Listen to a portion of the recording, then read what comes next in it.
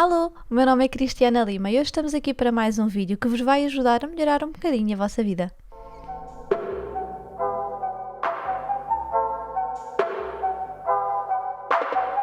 No episódio anterior nós falámos sobre aquilo que nós podemos fazer da nossa manhã que vai influenciar o resto do nosso dia, mas também vos disse que aquilo que vai ser a nossa manhã e o nosso dia depende muito daquilo que foi a nossa noite de sono. E portanto é sobre isso que nós vamos falar hoje, que é sobre o sono, sobre como é que podemos melhorar o nosso sono e aí sim fazer com que todo o nosso dia acabe por ser também influenciado. E porquê é que nós vamos falar do sono? O sono tem um papel importantíssimo naquilo que é a nossa saúde mental e a nossa saúde física. Basicamente, para fazermos aqui uma analogia muito simples, o nosso corpo é quase como se fosse uma bateria e precisa realmente de ser recarregado. Neste caso, o sono é aquilo que vai ser a recarga, digamos assim, para que consigamos manter-nos saudáveis. É durante o sono que ocorre uma série de atividades no nosso corpo, nomeadamente a regulação emocional, sendo que a ausência de um bom descanso, de um bom sono, está muito relacionado com depressões, ansiedades, portanto, porque há uma desregulação a nível emocional e, portanto, a ausência do sono vai afetar certamente a nossa saúde mental. É também durante o sono que há o armazenamento da informação, portanto, há todo um trabalho a nível de memória, inclusive há estudos que indicam que fazer uma siesta depois de estudar faz com que nós consigamos armazenar a memória de forma mais fácil do que se estivermos, por exemplo, a estudar 2-3 horas seguidas e não fizermos, por exemplo, nenhuma siesta. O sono está também muito relacionado com o nosso sistema metabólico, inclusive pessoas que não têm uma correta higiene do sono estão muito mais propensas a que exista uma desregulação, por exemplo, do peso. A manutenção do peso está também muito relacionada com o nosso sono. Durante o sono há também o reforço do sistema imunitário, tanto que a ausência do sono está diretamente relacionada com a fadiga e, naturalmente, que a ausência do sono, uma vez que não existe esta regulação do sistema imunitário, faz com que nós também fiquemos com o nosso sistema imunitário mais enfraquecido. E, portanto, durante o sono existe uma série de atividades no nosso corpo que faz com que nós consigamos nos manter saudáveis e, para quem tiver curiosidade, vou deixar na caixa de descrição alguns links de alguns estudos científicos que falam disto mesmo, de algum destes exemplos, para que vocês também tenham conhecimento do verdadeiro impacto daquilo que é a ausência do sono. Ora, se estamos a falar então de tantas consequências positivas, se tivermos uma boa noite de sono, é importante então que tenhamos aqui algumas técnicas para que consigamos alcançar esta qualidade. E é aqui então que nós vamos começar. Um dos fatores que influencia diretamente o facto de nós estarmos mais sonolentos ou não é a presença de luz ou a ausência de. O que é que isto significa? Nós podemos ver aqui neste gráfico que existe uma diferença entre a produção de melatonina e a produção de cortisol em função daquilo que é a luminosidade, neste caso em função do dia e da noite. A melatonina é produzida pela glândula pineal e através desta produção o nosso corpo começa a ficar mais relaxado e aí sim começamos a ficar mais sonolentos. A produção desta hormona é, portanto, essencial para que nós consigamos chegar à noite e termos sono e conseguirmos ter uma noite descansada. Podemos usar a luz como um fator que nos irá ajudar a que a nossa produção de melatonina aumente. E isto significa que nós devemos evitar luzes muito brilhantes à noite, as luzes do telemóvel, até mesmo, por exemplo, se estivermos na sala a ver televisão e consigamos ter uma luz de presença de menor intensidade, também nos ajudará, portanto, evitar tudo o que é uma luz muito intensa, muito brilhante, porque isso vai inibir a produção de melatonina. Se nós acordarmos de manhã e, por exemplo, ainda não tiver nascido o sol, mas nós queiramos manter-nos acordados, é importante que nós liguemos as luzes da nossa casa para que exista então essa entrada de luz intensa. E se conseguirmos, o que seria ideal, preferencial, é tentarmos fazer com que consigamos ver, por exemplo, o nascer do sol ou receber luz solar, não diretamente, porque tudo o que são luzes intensas que fazem com que nós nos sintamos desconfortáveis, devemos evitar e, portanto, claro que não estou a dizer para vocês olharem diretamente para o sol, mas, se possível, por exemplo, irem à janela, abrirem a janela ou até mesmo irem à rua e deixarem que a vossa retina, mesmo de uma forma indireta, receba essa luz solar durante pelo menos 15 minutos. Isso vai-vos ajudar a que o vosso corpo sinta mais desperto e vai naturalmente acabar por regular o vosso ciclo circadiano. E para ajudar no final do dia, também é importante que recebam essa luz solar do pôr do sol, porque há uma conjugação das luzes azuis, há um espectro de luz no pôr do sol que vos vai também ajudar a que o vosso corpo comece a relaxar e naturalmente que acabam depois por sentir mais sono quando chegar realmente a hora de irem dormir. E pegando aqui nesta questão do ciclo circadiano, é muito importante que nós tenhamos consciência que este é quase como se fosse o maestro da orquestra do nosso corpo. É este ciclo que vai, entre aspas, dizer ao nosso corpo que é de dia, é de noite, que devemos estar a descansar, que devemos estar alertas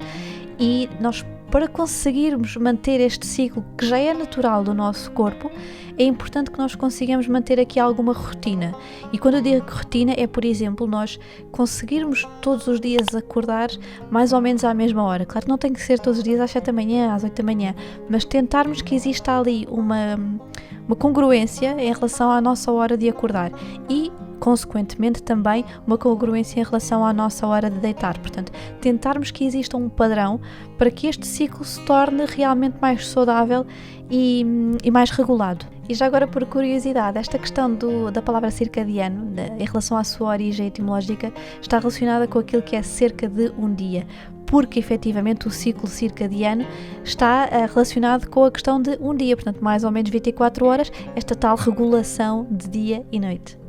Uma outra questão à qual nós devemos estar atentos é relacionada com o consumo de cafeína. A cafeína é um antagonista não seletivo dos receptores da adenosina. Isto significa que, quão maior são os níveis de adenosina, mais o nosso corpo se sente sonolento. E se há uma inibição, através, por exemplo, do consumo da cafeína, naturalmente que o nosso corpo vai estar mais alerta, mais desperto, e havendo este consumo de cafeína, vai fazer com que exista uma produção da dopamina, que traz como consequências o facto de nós sentirmos mais energéticos, mais bem dispostos, e por isso é importante que nós tentemos evitar o consumo da cafeína mais ou menos 8, 10 horas antes de irmos para a cama. Claro que isto não é assim com toda a gente. Há pessoas que não têm tanta reação à cafeína, mas a grande parte dos consumidores de cafeína sentem estes efeitos. E assim sendo, nós devemos deixar que o nosso corpo produza a adenosina para que tenha como efeitos esta questão da sonolência, a diminuição da frequência do ritmo cardíaco, sentirmos mais relaxados, para que consigamos realmente depois ir dormir e ter uma noite de sono mais tranquila. E já que estamos a falar de consumos, é importante salientar que o consumo de álcool é muito influenciador daquilo que será o nosso sono. Portanto, quão melhor será não consumirmos álcool, ou se eventualmente consumirmos, que não seja realmente perto da hora de dormir. Uma outra técnica que vos pode ajudar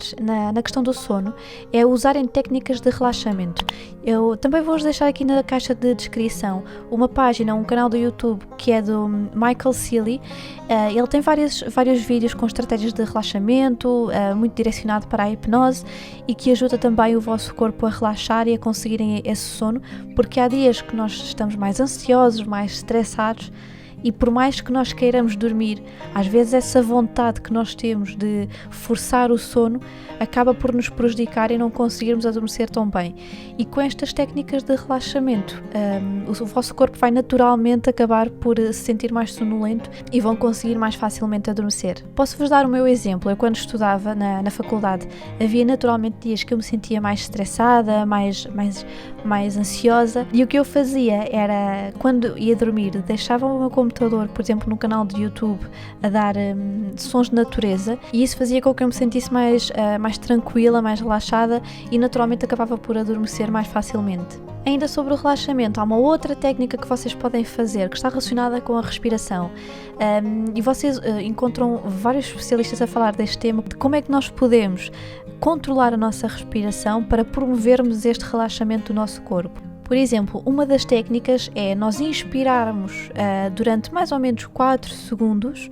e sustermos a respiração durante 1 segundo e depois expirarmos durante mais ou menos 8 segundos. No fundo, o que nós queremos é expirar mais tempo do que inspirar e tentar ao máximo que esta respiração seja pelo diafragma. Portanto, é uma questão de irmos explorando esta técnica de respiração que naturalmente vai acabar por nos ajudar a relaxar. E nestes dias em que nós estamos mais ansiosos e por vezes estamos a nossa cabeça na almofada e a nossa cabeça parece que está a mil com tantas ideias, tantos pensamentos repetitivos, aqui também podemos aplicar outras técnicas, nomeadamente em relação aos pensamentos repetitivos que podem ser destrutivos ou não, depende também do conteúdo, é importante que nós os consigamos escrever. E aqui eu não vos aconselho a usar o telemóvel nem tablet por causa da questão da luz, que já falámos no início,